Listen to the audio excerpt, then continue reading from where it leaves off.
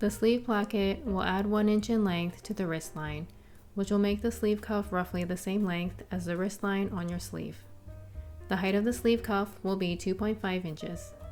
I chose to create diagonal edges for the sleeve cuff, but you can choose to make it curved or at a 90-degree angle. It's up to you as the designer. Add in your seam allowances. This is the final sleeve cuff pattern piece. You will need to cut 4 from your shirt fabric and 2 from your interfacing. This is the sleeve placket without seam allowances. The red line represents the slit of the sleeve placket that is 4.5 inches tall. The upside down triangle at the top of the slit was drawn at 0.5 inches below and 0.25 inches on either side of the slit line. The width of the 3 rectangles is 1 inch. The little house that sits on top of the far left rectangle has a base that is 3/4 of an inch tall with a roof that is 3/8 of an inch tall. The sleeve placket has a mix of 0.5 inch and 0.25 inch seam allowances that have been added here. This is the final sleeve placket pattern with all the measurements provided so that you can easily duplicate this yourself. The red slit will be placed 2 inches from the back sleeve side seam. You will need to cut 2 as a mirror image from your shirt fabric.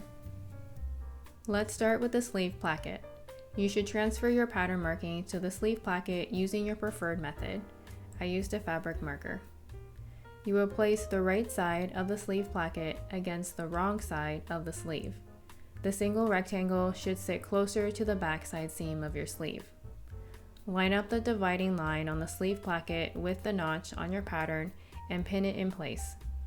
I'm placing my sleeve placket 2 inches inwards from the back side seam. You will sew a half rectangle around that dividing line following your markings. Start at one end of the dividing line and sew until you get to the other end. When you reach the corners, lift up your sewing foot, pivot, then place your sewing foot back down. You may need to adjust the stitch length to ensure you sew exactly at the marked corners. Once you're finished sewing, cut into that dividing line, following along your markings, stopping when you get close to the end, and then clip diagonally towards the inside corners of that sewn rectangle. Clip as close as possible to the corners without clipping the stitching. This is what your clipped sleeve placket should look like. Turn your sleeve placket right sides out to the front of the sleeve to reveal a hole in the shape of a rectangle. Press it flat. Then, fold along the markings of the single rectangle like this and press it in place. Next, fold along the markings of the other side of the sleeve placket like this and press it in place. Your pressed sleeve placket should look like this when complete. Use clips or pins to hold the single pressed rectangle in place. Make sure that the rectangle covers the stitching underneath. Top stitch a straight line on the single rectangle along the edge opposite the hole. It should look like this after you're done. Press it flat. Next, use pins to hold the other side of the sleeve placket in place. Make sure that it covers the stitching underneath. As you can see, it overlays on top of the single rectangle. You will place a top stitch on this other side of the sleeve placket. Starting at the edge adjacent to the hole, top stitch a straight line. Pivot when you get to the triangle portion, and then sew down the other side of the rectangle until you've sewn a little past the overlapping mark with the sleeve rectangle. Pivot the sewing foot 90 degrees, make sure the entire sleeve placket is aligned with the sleeve, then sew a straight line across the rectangle to line up with your previous top stitching. Press everything flat. Repeat this process for the other sleeve placket. This is what your finished sleeve placket should look like. Take one sleeve cuff and fold along the seam allowance of the wrist line, then press it in place. Top stitch the edge of the wrist line, sewing as close as possible to the seam allowance. We'll be top stitching along the actual edge of this once the cuff is attached. Place this sleeve cuff on its other half, right sides together, then clip in place. Sew the cuff pieces together from one end to the other, pivoting around the corners. Clip across the corners and trim down the seam allowances, then turn the cuff right sides out. Press the cuff flat. Using a fabric marker or chalk, mark the location of the folded wrist line on the non-folded cuff. We will use this marking as reference for sewing later on. Place the non-folded cuff piece against the right sides of the sleeve wrist, lining up each end on each side of the sleeve placket. About 1 inch from the larger sleeve placket piece, fold your sleeve pleat. Clip everything in place. Sew along the marked line that you drew earlier, making sure to maneuver the other half of the cuff out of the way.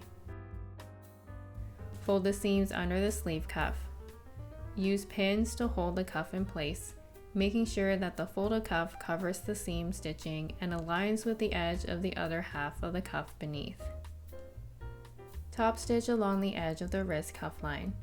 Take it nice and slow, making sure that the top and bottom cuff layers are aligned. Continue top stitching around the perimeter of the cuff like this. Press it flat. Repeat this process for the other sleeve cuff. This is what your finished sleeve cuff should look like. On your sleeve, one button will be placed on the single rectangle of the sleeve placket at the halfway mark. The buttonhole will be placed directly opposite on the other side of the sleeve placket.